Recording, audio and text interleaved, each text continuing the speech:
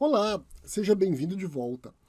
Antes da gente começar a entender mais do ponto de vista técnico como que o blockchain funciona, a gente precisa buscar o entendimento de criptografia, de um tipo especial de criptografia que é a criptografia hash. E antes disso, a gente vai começar aqui fazendo uma analogia. Então, o que é uma impressão digital? Bom, uma impressão digital é uma forma de você identificar de forma única qualquer pessoa no mundo. Então, se alguém registrou a impressão digital, por exemplo, quando ela criou lá a identidade dela e eventualmente ela encostou em algum lugar e deixou lá a sua impressão digital, isso torna possível que essa pessoa seja identificada de forma inequívoca, né? Sem margem de erro. Então toda pessoa no mundo ela tem uma impressão digital única. Mesmo os gêmeos idênticos, né, eles têm impressões digitais diferentes. Então essa forma é uma das formas de se identificar de forma única uma pessoa.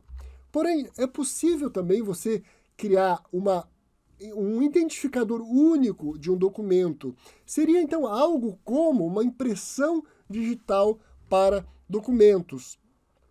Então, uma impressão digital para documentos, ele permite identificar documentos de forma única.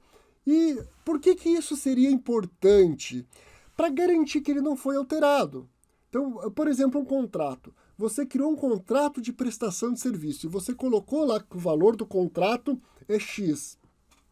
Depois que o contrato foi executado, você não quer que esse valor seja alterado. Né? Você quer que seja mantido as cláusulas do contrato de acordo com o que foi especificado inicialmente. Então você pode, por exemplo, pegar este contrato e assinar ele eletronicamente, usando um algoritmo que nós vamos falar a partir do próximo slide, que se chama hash. Esse hash ele vai gerar uma identificação única para esse documento, de forma que se você alterar uma vírgula no documento, o hash também muda. Então aqui a gente vai ver um exemplo. Ó. Os hashes, eles são técnicas de criptografia que eles geram uma identificação única para o documento. Eu vou usar aqui a expressão documento, mas é importante a gente ter um entendimento de que quando eu falo documento, eu estou me referindo a qualquer arquivo eletrônico, qualquer arquivo armazenado em um computador. Então eu posso assinar com o hash um arquivo, um programa de computador, um arquivo compactado, uma imagem, uma música, um filme ou mesmo o blockchain. Okay? Então eu posso assinar qualquer coisa com o hash. Agora vamos ver um exemplo aqui de hash. Então o que você está vendo aqui? Eu peguei um software de geração de hash, digitei lá o meu nome, você está vendo aqui que eu digitei lá no software Fernando, e aqui embaixo você está vendo a saída, ou seja, o que o software gerou como hash. Então, esta aqui é a assinatura de Fernando. Então, lembra, eu posso assinar qualquer coisa eletronicamente. Aí você deve estar pensando, pô, Fernando, mas não está meio exagerado esse monte de letra para um nome tão curto, uma coisa tão curta? É fato, mas você já vai entender ainda nesse vídeo por que tem todas essas letras, tá?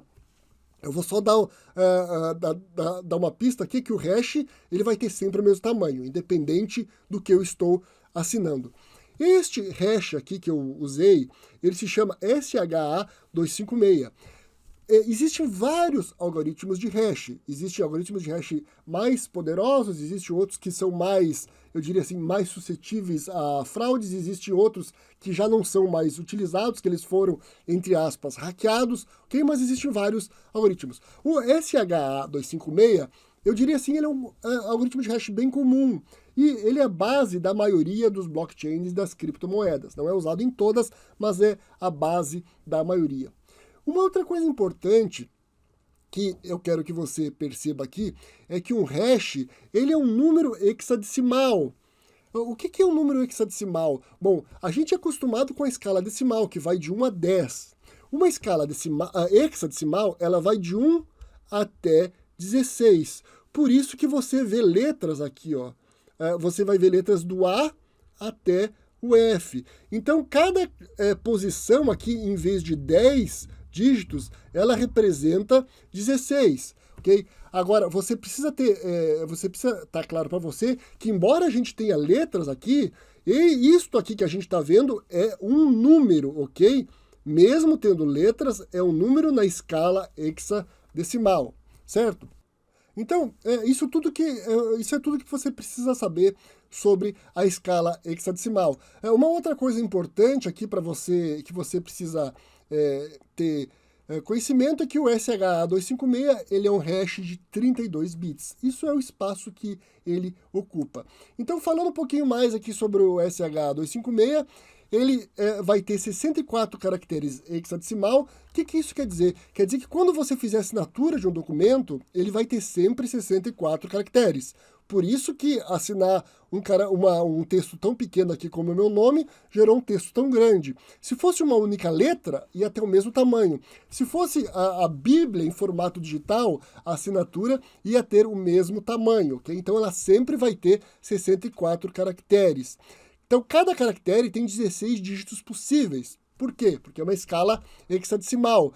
Então, são 256 bits ou 32 bytes. Isso é o tamanho que o hash, especificamente o SHA-256, ocupa. Agora, para a gente ter um algoritmo de hash, ele tem que atender alguns pré-requisitos.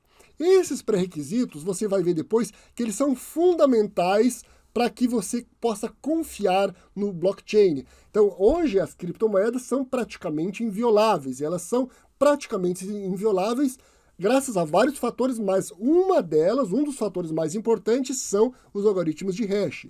E para que isso aconteça, existem pré-requisitos que um algoritmo de hash deve atender. E aqui a gente tem 5 deles. Então ele é sem retorno, o algoritmo de hash deve ser sem retorno, ele deve ser determinístico, ele deve processar os dados rapidamente, ele deve ter um efeito avalanche e deve suportar colisões. Não se preocupe que aí você vai entender cada um desses conceitos. O primeiro conceito, então, é que ele é sem retorno. Então, como que funciona um hash? Você tem aqui um documento, qualquer, você aplicou aqui um hash, um algoritmo de hash, usou um programa, e ele gerou aqui uma assinatura. Eu sei que a assinatura deve ter 256 caracteres. Eu estou simplificando aqui para fins didáticos, né? Okay? Então, você fez esse processo e você gerou a assinatura. O que quer dizer que o algoritmo de hash deve ser sem retorno? Quer dizer que eu não posso, a partir do hash, chegar ao documento. Então, por exemplo, essa é a assinatura. Eu não posso, tendo o hash, fazer o processo contrário e produzir o documento. Eu apenas posso fazer este processo aqui. Eu tenho o documento, eu uso o algoritmo e chego na assinatura. E eu posso fazer o mesmo processo, por exemplo, para verificar a assinatura. Mas o contrário eu não posso, tá? Senão o meu algoritmo de hash ele não funciona, ele não é confiável. A segunda característica é que um hash deve ser determinístico. Isso quer dizer o quê? Quer dizer que se eu executar hoje um mesmo documento sem qualquer alteração, se eu submeter ele a um algoritmo de hash, ele vai gerar uma determinada assinatura, que está aqui e que, como eu falei, está simplificada. Agora, supondo que daqui a um mês eu gere a assinatura do mesmo documento, isso é importante, o documento não foi alterado de forma nenhuma. Eu vou gerar a mesma assinatura, eu tenho que ter exatamente o mesmo hash. Então, isso quer dizer a palavra aqui determinístico. Quer dizer que, dada a mesma entrada, eu tenho a mesma saída, sempre. Não importa se você executou outro dia, se foi outra pessoa que executou, ou se usou um outro assinador. Se é o mesmo documento, se é a mesma técnica de criptografia, o mesmo algoritmo, o resultado tem que ser sempre o mesmo. A terceira característica aqui é que o processamento tem que ser rápido. Então o algoritmo tem que permitir que você produza o hash rapidamente. A quarta característica, e esta característica aqui é espetacular, e você vai ver que essa característica aqui ela é um dos fundamentos do blockchain, é o chamado efeito avalanche. Então vejam aqui, ó, a gente tem o meu nome e uma assinatura produzida por um software. Agora, o que vai acontecer se eu retirar apenas uma letra do meu nome e pedir para assinar novamente? Então, vou lá, aqui está. O que aconteceu? Vejam, ó, eu mudei apenas uma letra, mas a assinatura ficou completamente diferente.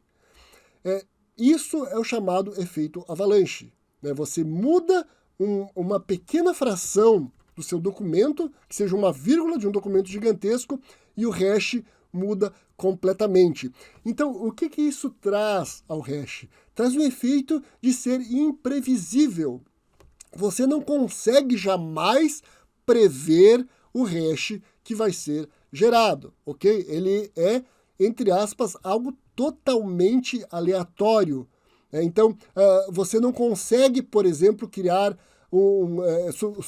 a gente sabe que, que aqui a gente tem números, né? A gente não consegue, por exemplo, criar assinaturas em que os números cresçam, por exemplo, de forma sequencial. Okay? O efeito avalanche gera assinaturas completamente diferentes. Isso não desfaz lá o efeito dele ser determinístico, né? O mesmo documento vai gerar sempre a mesma assinatura, mas pequenas mudanças no documento, ou documentos parecidos, ou com mudanças de apenas um bit, vão gerar assinaturas completamente diferentes. A outra característica, a quinta característica, é que os hashes devem suportar colisões. Isso quer dizer o quê? Imagine o seguinte, ó. A gente viu que um hash ele tem 256 caracteres. Então, você pode ter documentos que vão ser muito maiores do que a capacidade de representação de caracteres do SHA-256. Isso quer dizer o quê? Que, eventualmente, devem ocorrer colisões. Isso quer dizer o quê? Que documentos diferentes gerem a mesma assinatura. Que é o que a gente está vendo aqui numa representação, obviamente, didática. Eu tenho o documento laranja ali em cima e o verde aqui embaixo. E eles geraram a mesma assinatura. Bom, então isso é uma característica que os algoritmos de hash devem suportar colisões, mas eles não devem permitir colisões planejadas. Isso é importantíssimo. Se o algoritmo permitir colisões planejadas, o algoritmo ele passa a ter uma vulnerabilidade muito grande. O que quer dizer colisões planejadas? Quer dizer que eu posso criar ou alterar um documento de forma que ele vai gerar uma assinatura de um outro documento ou de um documento semelhante, ok? Então, uma colisão planejada é você gerar dois documentos sabendo que eles produzirão o mesmo hash. Aí, isso tornaria o algoritmo inválido. Mesmo que eles devam suportar colisões, encontrar ou ocorrer colisões é algo muito raro e muito difícil, principalmente nos algoritmos de hash mais robustos, mais modernos. Então, como que o hash funciona? Fazendo aqui uma analogia. Então, fazer uma analogia com a impressão digital, você, quando cria a sua identidade, você deixa lá a sua impressão digital. Isso fica registrado, né? E, a qualquer momento, você pode pegar, encostar em algum lugar e um software, por exemplo, ele vai fazer um match lá da sua impressão digital com o documento e vai chegar até você. Com o hash, o processo é semelhante. Você tem um documento, você aplica um algoritmo, ele gera um hash. Só lembrando aqui que essa assinatura aqui ela está simplificada, né? Ela está reduzida. E o que acontece? A qualquer momento, você pega este mesmo documento, submete ao algoritmo e ele vai gerar o hash. Ele gerando o hash, você vai comparar com o hash que foi gerado anteriormente. E assim, você tem uma garantia de que o documento não foi alterado. Porque se ele tivesse alterado, devido ao efeito avalanche, esta assinatura, a assinatura deste documento, mudaria completamente. Então, se elas estão idênticas, quer dizer que o documento não foi alterado. No blockchain, como que é utilizado? Bom, os blocos são assinados com hash. A gente viu já que o conceito do blockchain que são blocos encadeados, né, em sequência, conectados. E eles são assinados digitalmente. Se através de um hash. Se alguma coisa mudar no bloco, o hash também vai mudar completamente e o bloco vai ficar inválido. Agora, existe um elemento a mais aqui, quando a gente fala do blockchain, que existe uma conexão criptográfica entre os blocos. E isso a gente vai estudar nos tutoriais seguintes. Até logo, então.